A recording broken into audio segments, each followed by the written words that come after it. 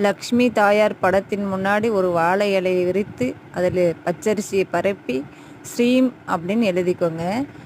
ஒரு செம்பில் தண்ணீர் நிரப்பி மஞ்சள், குங்குமம், ஜவ்வாது, ஏலக்காய், லவங்கம், பச்சை கற்பூரம் மற்றும் பன்னீர் ஊற்றி மாவிலையே அதனுள் போட்டுக்கோங்க. ஒரு தட்டை வைத்து அதில் பச்சரிசி பரப்பி லக்ஷ்மி தாயாரை அதில் உட்கார வச்சுக்கோங்க.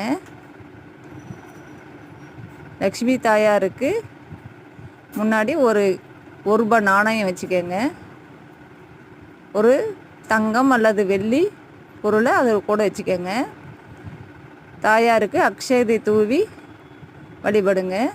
அக்ஷய திருதி அன்று இது மாதிரி வழிபட்டால் நமக்கு அன்று ஆண்டுகள் முழுவதும் செல்வத்துக்கு குறைவு இருக்காது, பணத்துக்கு குறைவு இருக்காது, செல்வ செழிப்போடு வாழலாம்.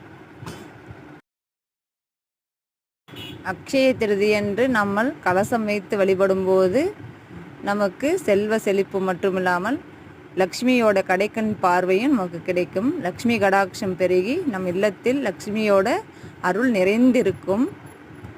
கடையில் போய் தங்கம், வெள்ளி இதெல்லாம் வாங்கணும்னு அவசியம் கூட கிடையாது. நம்ம இருக்கிறத வச்சு இது மாதிரி பயன்படுத்தலாம். நம்மளோட இல்லத்தில் தாயாருக்கு முறையாக வழிபாடு செய்தாலே தாயாரோட கடைக்கண் பார்வை நமக்கு கிடைக்கும். இப்பதிவு உங்களுக்கு பிடித்திருந்தால் லைக் பண்ணுங்கள், ஷேர் பண்ணுங்கள், சப்ஸ்கிரைப் பண்ணுங்கள். வணக்கம்.